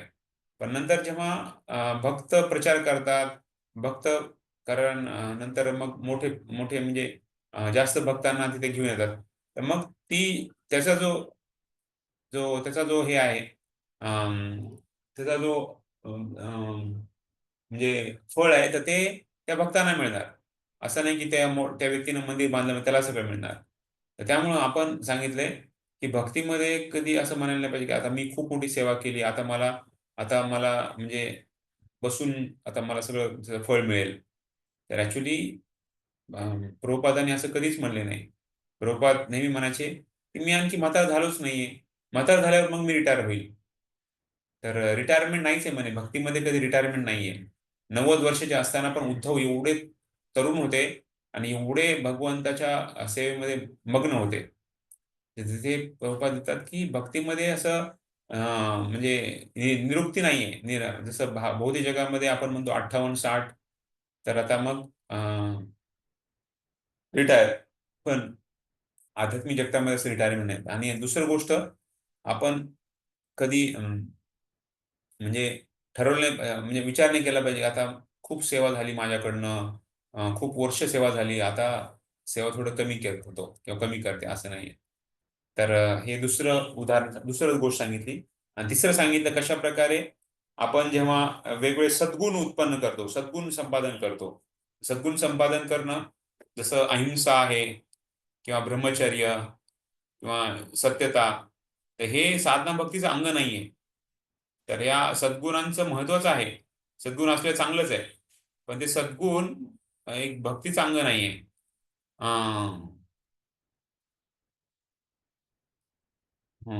जे अशा प्रकारचे व्यक्ती जे समाजसुधारक आहेत किंवा जे जे चांगल्या उच्च स्तरावरचे लोक आहेत, तर ते चांगलं आहे की ते भगवंताला ते स्वीकारतील किंवा म्हणजे ते भगवंताचं वाहवा करतील, गुणगान गातील. पण या सद्गुणांद्वारे आपल्याला भगवंताचं स्मरण होईल का नाही हे निश्चित नाहीये. आणि त्यामुळे या शुद्ध भक्ती नाहीये, साधना भक्तीचा अंग नाहीये. पण आपण जर बघितलं तर कशा प्रकारे या श्लोकामध्ये सांगितलंय की जेव्हा आपण भक्ती करतो तेव्हा ऑटोमॅटिक आपल्यामध्ये हे महान गुण विकसित होतात. तर हा श्लोक आहे. तर त्याच्यामध्ये यस्यास्ति भक्तिर्भगवती अकिंचना यस्यास्ति भक्तिर्भगवती सर्वैर्गुणैस्तत्र समासते सुरा. सर्वैर्गुणैस्तत्र समासते सुरा. हरावभक्तस्य कुतो महद्गुणः हरावभक्तस्य कुतो महद्गुणः मनोरथेन सति धावतो बहिः. मनोरथेन सति धावतो बहिः.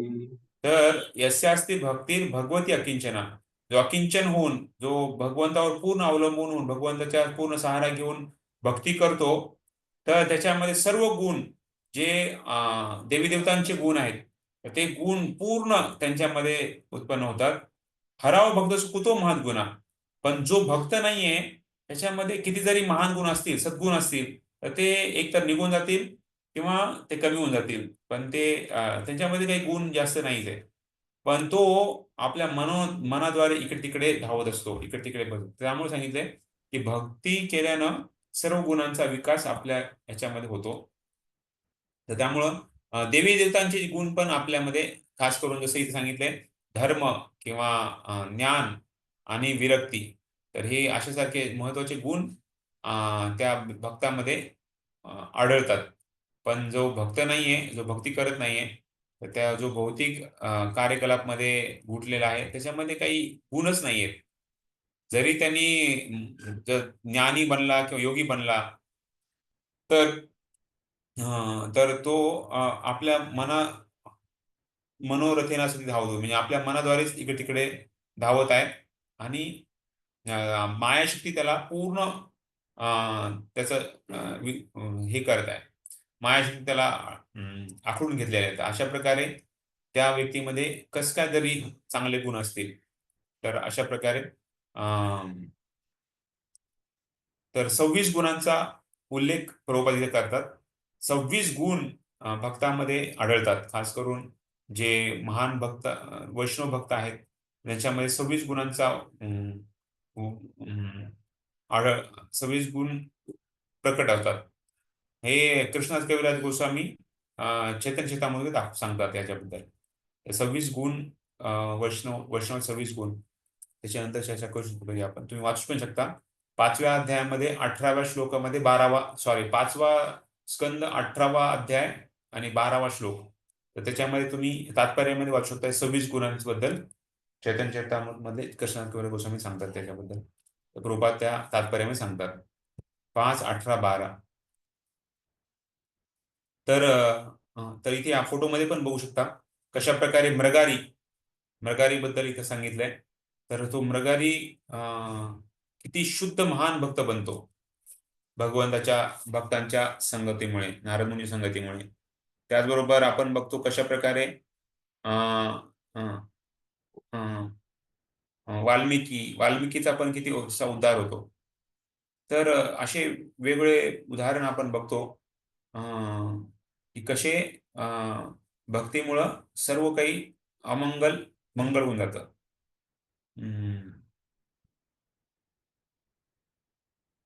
पण कृष्णप्रेम प्राप्त नाही होत. जर म्हणजे जरी आपण बघितलं की काही लोक खूप अहिंसा हा गुण पालन करतात किंवा सद्गुण त्यांच्यामध्ये आहेत, पण हे सद्गुणाद्वारे कृष्ण प्रेम प्राप्त होईल असं नाहीये. पण जेव्हा भगवंताचं प्रेम उत्पन्न होतं किंवा भक्ती उत्पन्न होते, ऑटोमॅटिकली आपण सर्व जसं इथे सांगितलंय की जो भक्त आहे तर तो हिंसा करणार नाही कोणाची. पण जे व्हेजिटेरियन आहे तर तो भक्त असेल असं नाहीये. त्यामुळे सांगितले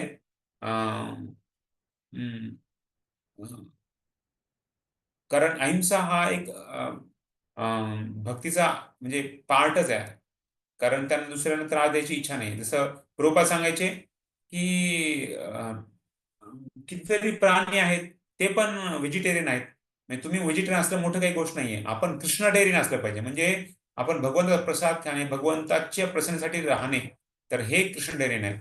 आपण व्हेजिटेरियन असलं म्हणजे काही मोठी गोष्ट नाही. प्राणी पण आहेत व्हेजिटेरियन. तर आपण कृष्णाटेरियन म्हणजे भगवंताचा प्रसाद खाणे हा सगळ्यात मोठा महत्वाचा मुद्दा सांगितला, खास करून मनुजीवनामध्ये. आणि इथं उदाहरण पण सांगितलं कशा प्रकारे मृगारीचं आणि खास करून वाल्मिकीचं उदाहरण. तर भक्तामध्ये या गुणाचा उद्धार नक्कीच होतो.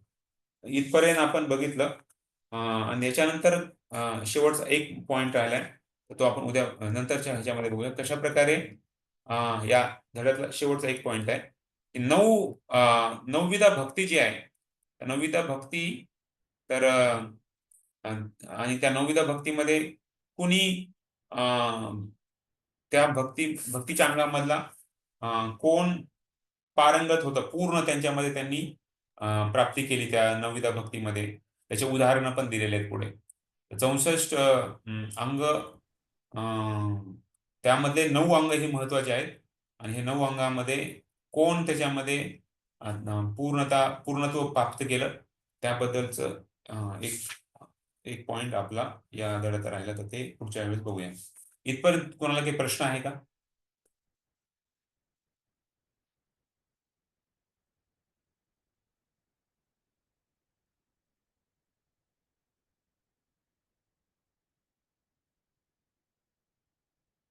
तर